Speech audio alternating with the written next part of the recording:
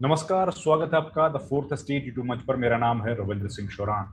आप जानते हैं कि हाल ही में देश के शिक्षा मंत्री धर्मेंद्र प्रधान का इस्तीफा हुआ है।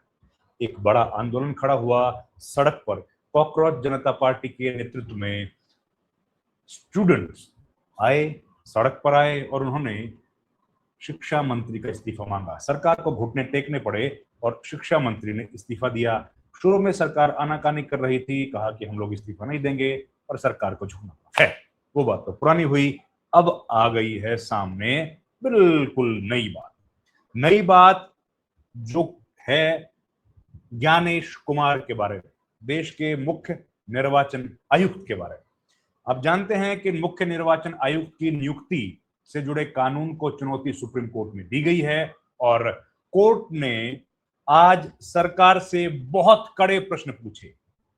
बहुत कड़े प्रश्न कोर्ट ने पूछा कि चीफ जस्टिस ऑफ इंडिया को सिलेक्शन पैनल से बाहर क्यों रखा गया। सवाल है कि नहीं। 3 सदस्यों का पैनल है। अभी है प्रधानमंत्री, एक मंत्री और नेता प्रतिपक्ष अभी है, यानी कि सरकार के नुमाइंदे 2, एक विपक्ष के नुमाइंदे। पहले होते थे प्रधानमंत्री, चीफ जस्टिस ऑफ इंडिया, नेता प्रतिपक्ष।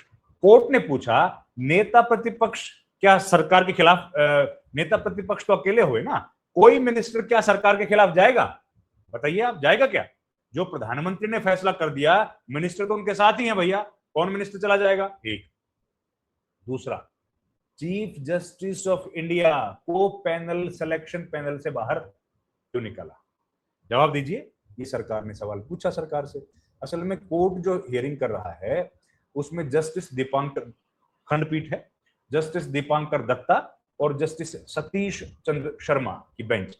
उन्होंने पूछा कि भाई सीबीआई डायरेक्टर, लोक और लोकपाल, सीबीआई डायरेक्टर की जो नियुक्ति होती है, सिलेक्शन होता है, और लोकपाल के सिलेक्शन, उसमें तो चीफ जस्टिस ऑफ इंडिया को रखा जाता है, जबकि सीईसी, मुख्य निर्वाचन आयुक्त और निर्वाचन आयुक्त जैसे अहम पदों के लिए सीजेआई को पैनल से बाहर क्यों रखा गया?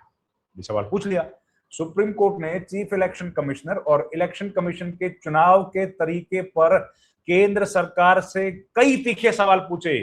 कोर्ट ने कहा कि इलेक्शन कमीशन को सिर्फ इंडिपेंडेंट होकर काम नहीं करना चाहिए, बल्कि इंडिपेंडेंट दिखना भी चाहिए, विजिबली इंडिपेंडेंट होना चाहिए। अब कोर्ट ने इस मामले पर फैसला सुरक्षित रख लिया है। क्या कोर्ट ने केंद्र की इस अर्जी पर अपना फैसला सुरक्षित रख लिया कि मामले को संविधान पीठ के पास भेजा जाए या नहीं? अब ये क्या है भाई, संविधान पीठ क्या है?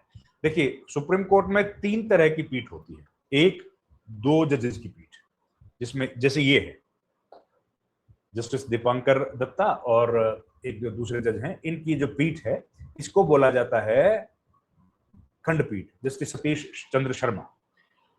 2 जजों की पीठ को बोलते हैं खंडपीठ। 3 जजों की पीठ होती है जो इससे बड़ी होती है, और उसके बाद होती है संविधान पीठ, यानी कि 5 जज या उससे ज्यादा जज, 5, 7, 9, उनको बोला जाता है संविधान पीठ। तो अब सुप्रीम कोर्ट में यह पिटीशन दाखिल की थी केंद्र सरकार ने कि इस मामले को बड़ी बेंच के पास भेजा जाए। बड़ी बेंच मतलब संविधान पीठ।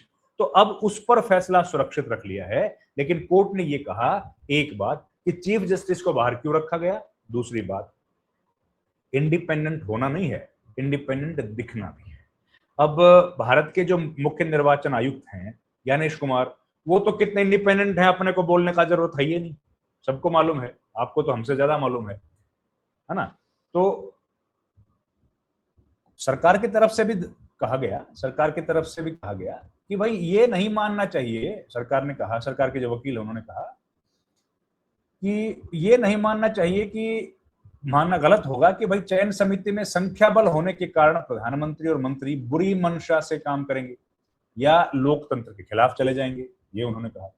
सरकार की तरफ से सॉलिसिटर जनरल जो है देश के, तुषार मेहता, उन्होंने कहा कि अगर प्रधानमंत्री के फैसले को भरोसे लायक नहीं माना जाएगा तो क्या कैबिनेट चुनते समय भी उन्हें किसी पूर्व जज या बाहरी व्यक्ति की सलाह लेने की शर्त रखी जाएगी, ये उन्होंने कहा। तो ये बहस चल रही थी, अपने अपनी पक्ष सब लोग रख रहे थे। तो अब सुप्रीम कोर्ट में जब ये मामला गया है तो इसको आप समझ लें कि इसमें मामला क्या है, क्योंकि 2-1 का रेशो तो कोर्ट ने कह दिया कि भाई कौन ऐसा मंत्री है जो प्रधानमंत्री के खिलाफ चला जाएगा। कैबिनेट में ऐसा कोई हो रह सकता है क्या जो प्रधानमंत्री के फैसले कोई ना माने? ये तो उन्होंने कह दिया। इसका मैं टाइमलाइन थोड़ा बताऊं। चुनाव आयोग की नियुक्ति पहले केंद्र सरकार करती थी, ठीक है, करती थी। मार्च 2023 में सुप्रीम कोर्ट ने आदेश दिया कि प्रधानमंत्री, लोकसभा के नेता प्रतिपक्ष और सीजीआई का पैनल इसकी नियुक्ति करेगा। कब? मार्च 2023। फिर आया अगस्त का महीना, 2023 का साल था, मॉनसून सत्र, यही सत्र जो चल रहा है ना, इसके दौरान केंद्र सरकार सीसी और अन्य चुनाव आयुक्त अधिनियम 2023 लेकर आ गई और इसी अधिनियम के तहत सरकार ने यह भी कह दिया कि इनको इम्यूनिटी दे दी गई हुआ। उसके बाद नए बिल में चुनाव आयोग की नियुक्ति प्रधानमंत्री, लोकसभा में नेता प्रतिपक्ष और केंद्रीय मंत्री के पैनल को दे दी गई। बताइए, तो 2-1 हो गया, उसमें अब कौन विरोध करेगा? खैर, ये तो हुआ मॉनसून सेशन में। दिसंबर 2023 में शीतकालीन सत्र के दौरान सीईसी और अन्य चुनाव आयुक्त बिल 2023 दोनों सदनों से पास हो गया। मॉनसून सेशन में इंट्रोड्यूस हुआ, विंटर सेशन में पारित। फिर 2024 जनवरी 2024 में कांग्रेस नेता जया ठाकुर ने नियुक्ति की प्रक्रिया से सीजीआई को हटाने के खिलाफ सुप्रीम कोर्ट में अर्जी लगा दी। अर्जी लग गई। 12 जनवरी को सुप्रीम कोर्ट ने इस याचिका पर सुनवाई करते हुए केंद्र सरकार को नोटिस जारी कर 21 मार्च तक जवाब मांगा। फिर 9 मार्च को चुनाव आयुक्त अरुण गोयल ने लोकसभा चुनाव की तारीखों के ऐलान से ठीक पहले इस्तीफा दे दिया।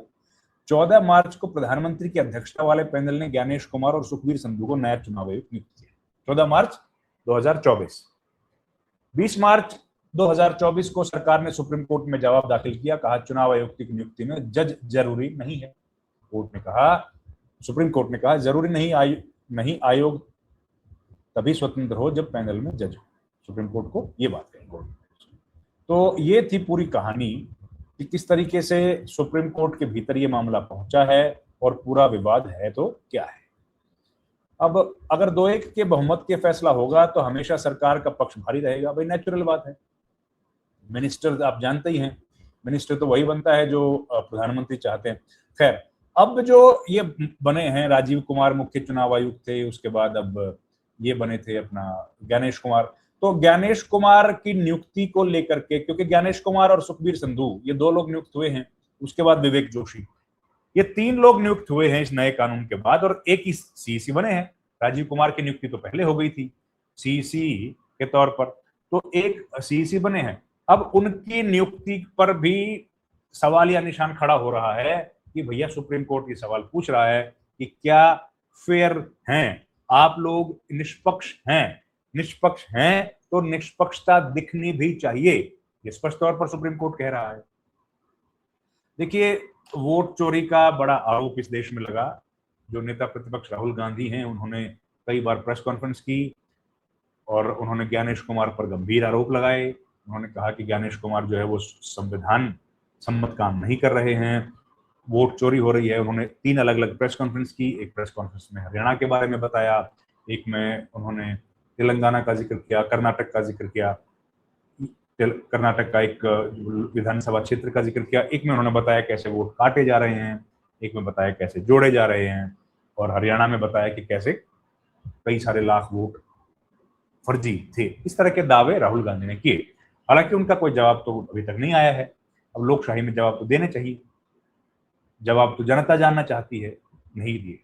इसलिए सुप्रीम कोर्ट में जो मामला चल रहा है ना, ये बड़ा महत्वपूर्ण है, क्योंकि अभी ज्ञानेश कुमार को 2029 तक लोकसभा चुनाव के पहले जितने भी चुनाव होंगे वो करवाने हैं, उनका कार्यकाल है।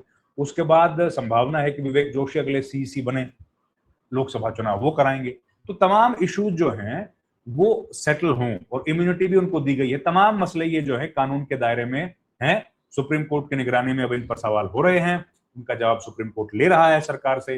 अब फैसला जब आएगा तो आएगा। अभी फैसला सुरक्षित रख लिया गया है कि बड़ी बेंच संविधान पीठ के पास इस मामले को भेजा जाए कि ना भेजा जाए।